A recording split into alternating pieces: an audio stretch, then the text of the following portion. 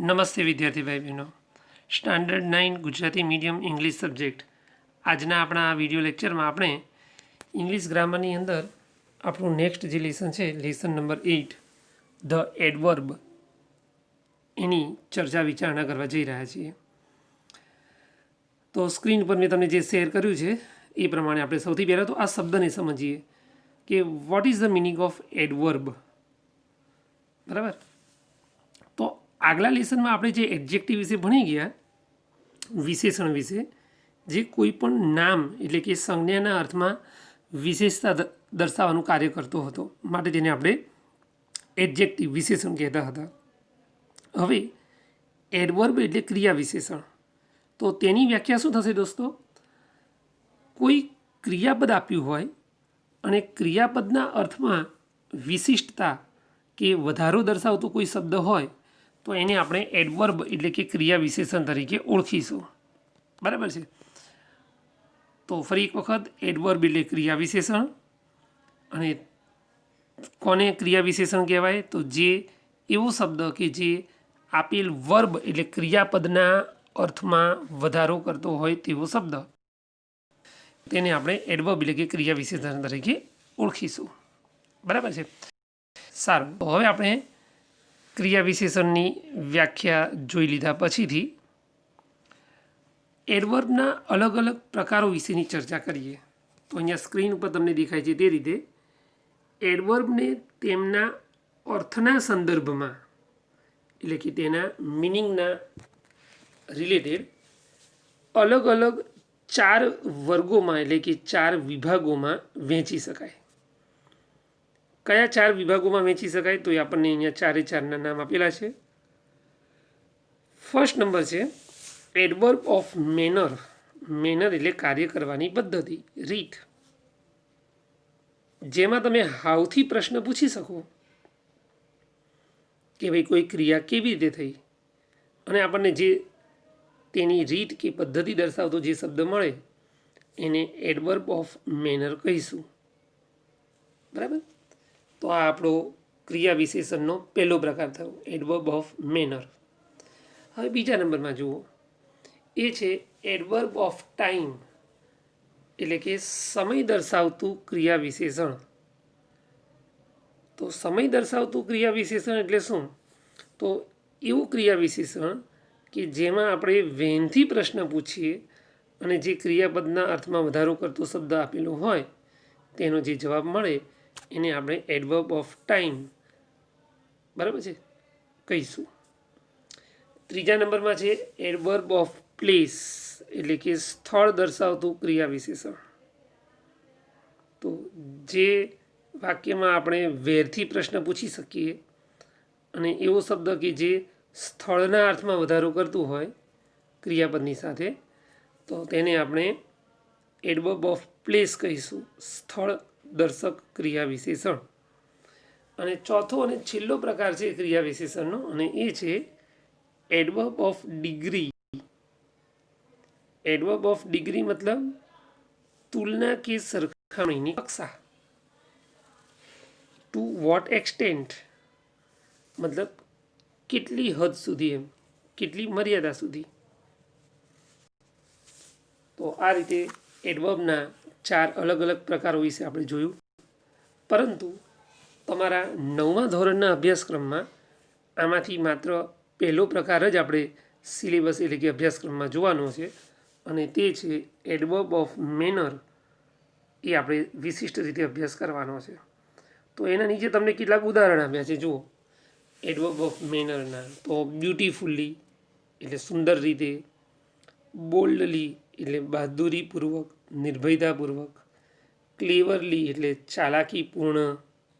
ચાલાકીપૂર્વક, fast એટલે ઝડપી, લવિંગલી એટલે પ્રેમાળપૂર્વક, અને છેલ્લું આપણને ક્રિયાપદ આપેલું છે અને એ છે હેપીલી એટલે કે ખુશીપૂર્વક. તો વિદ્યાર્થી મિત્રો, આ કેટલાક ઉદાહરણ છે એડવર્બ ઓફ મેનરના. હવે એને આપણે વાક્યમાં કઈ રીતે યુઝ થઈ શકે એના નીચે આપણને એક્ઝામ્પલ્સ આપ્યા છે, ઉદાહરણ આપ્યા છે, જે હવે આપણે સમજીશું. તો તમે પણ સ્ક્રીન ઉપર જોતા જાઓ. પહેલું એક્ઝામ્પલ છે, ધ્યાનથી જુઓ. Rohan works sincerely. અહીંયા એડવર્બ શું છે? તો સિન્સિયરલી. કેમ એને એડવર્બ કહેવાય છે? કારણ કે તે ક્રિયાપદ વર્કના અર્થમાં વધારો કરે છે.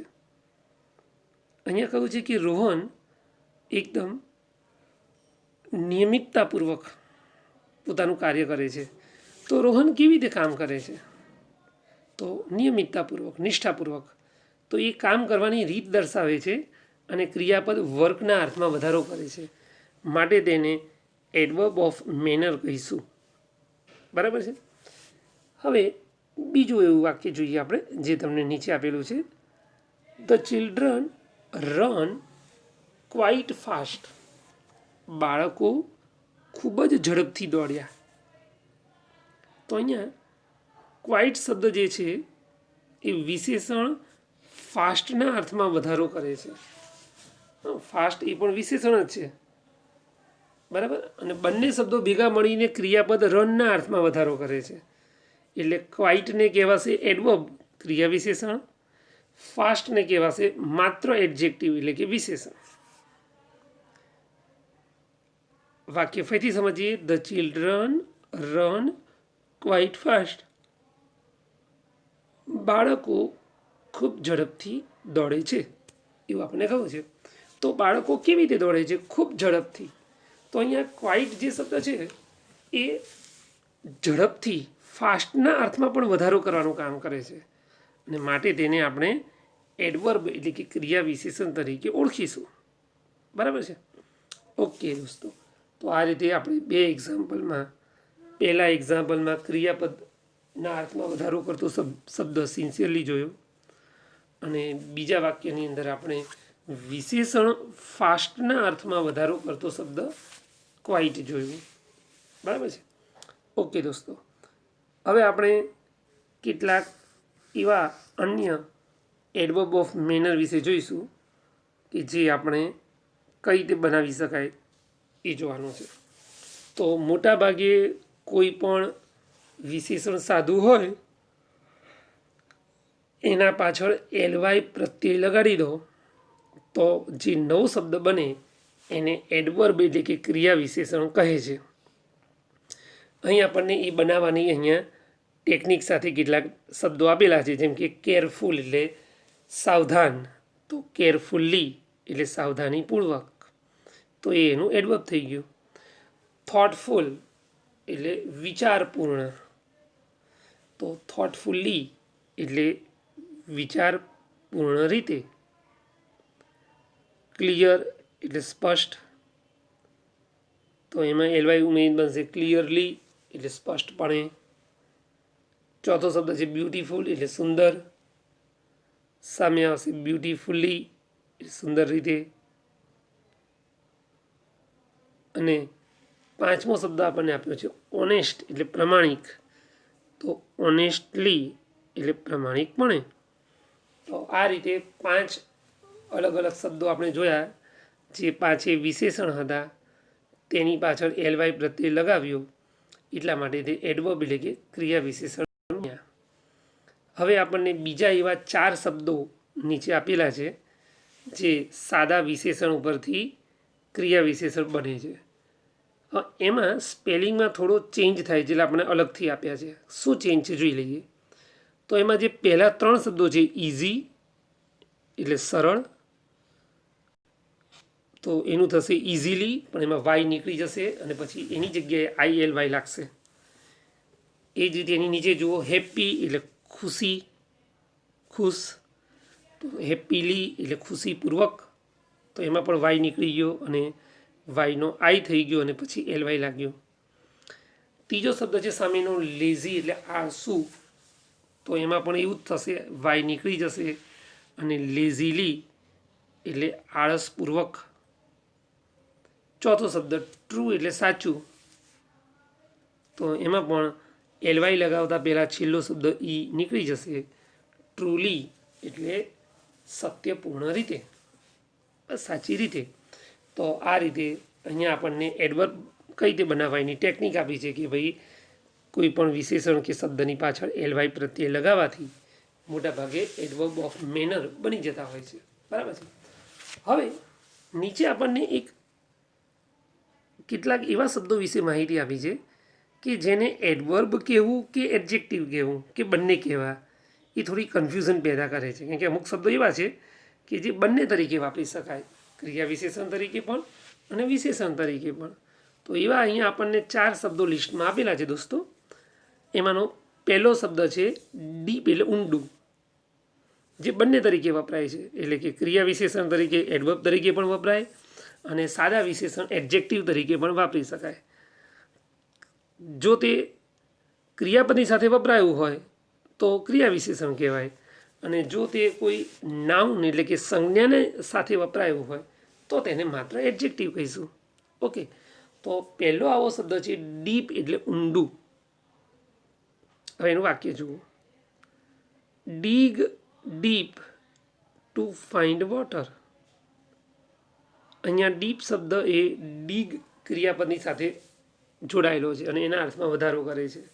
કહ્યું છે કે પાણી શોધવા માટે ઊંડું ખોદો. ડીગ એટલે ખોદવું, તો કેવું ખોદો? ઊંડું ખોદો. તો અહીંયા ડીપ એડવર્બ થયું. હવે એનું બાજુના વાક્યમાં જુઓ, જેમાં એ માત્ર વિશેષણ તરીકે વપરાયું છે, એડજેક્ટિવ તરીકે વપરાયું છે. The farmer dug a deep well. ખેડૂતે ઊંડો કૂવો ખોદ્યો.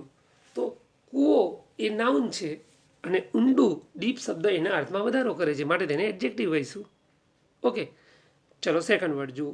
હાર્ડ. હાર્ડ એટલે કઠણ, અઘરું, કઠિન. સૌથી પહેલાં એનું ક્રિયા વિશેષણ જુઓ. Irfan hit the ball hard. તો અહીંયા હાર્ડ શબ્દ એ હિટ ક્રિયાપદના અર્થમાં વધારો કરે છે કે ઇરફાને બોલને કેવી રીતે ફટકાર્યો?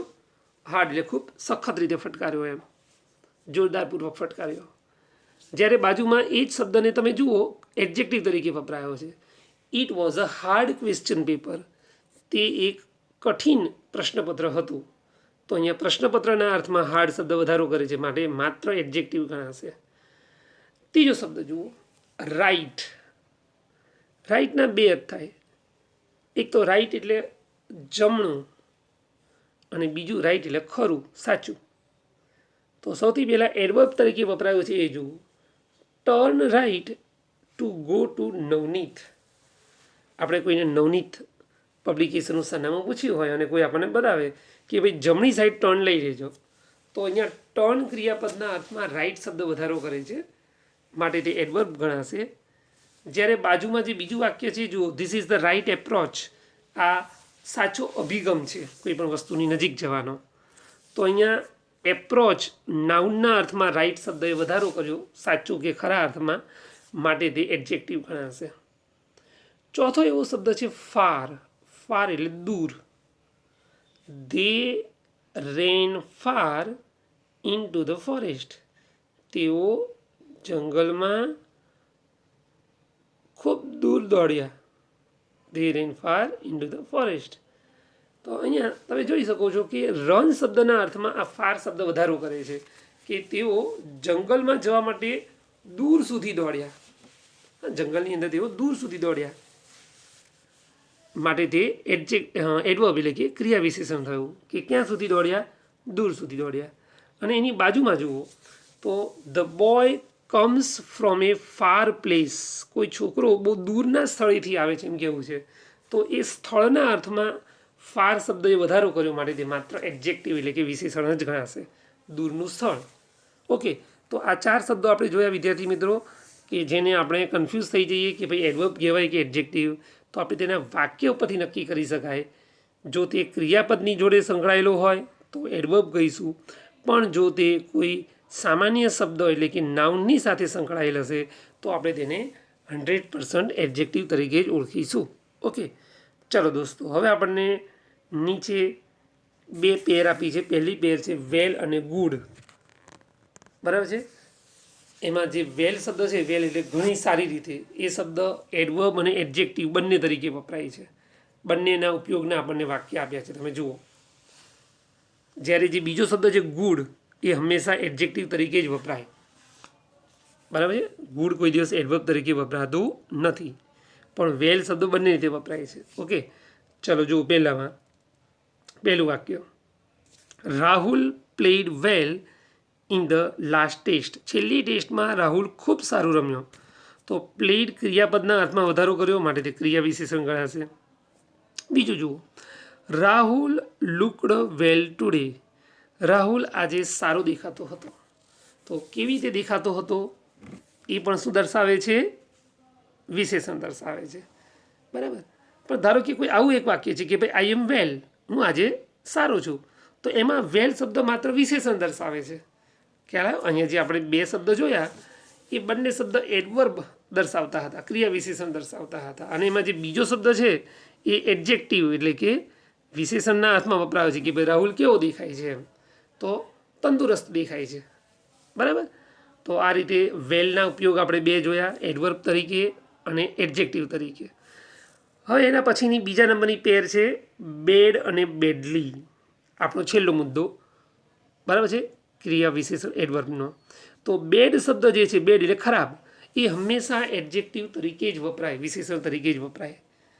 અને જે બીજો શબ્દ છે બેડલી એટલે ખરાબ રીતે, એ હંમેશા એડવર્બ એટલે કે ક્રિયા વિશેષણ તરીકે જ વપરાય. પેલું વિશેષણ અને બેડલી ક્રિયા વિશેષણ તરીકે. ઓકે, બંનેના એક્ઝામ્પલ જુઓ.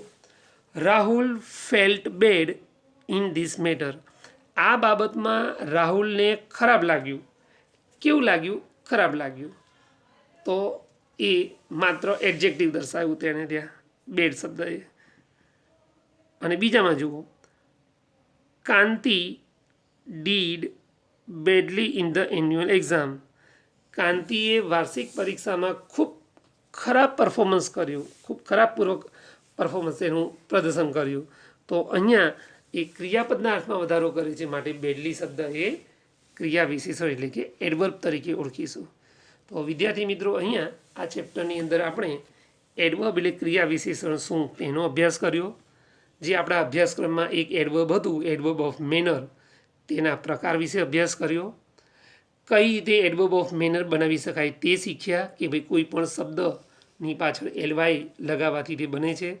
ત્યાર પછી આપણે કેટલાક એવા શબ્દો જોયા કે જે બંને તરીકે વપરાતા હતા, એડવર્બ અને એડજેક્ટિવ તરીકે. ઓકે દોસ્તો, તો અહીંયા આજનો આપણો આ વિડીયો લેક્ચર કમ્પ્લીટ થાય છે. આના પછીના વિડીયો લેક્ચરમાં હવે આપણે આની એક્સરસાઇઝ વિશે અભ્યાસ કરીશું. જય શ્રી સ્વામિનારાયણ.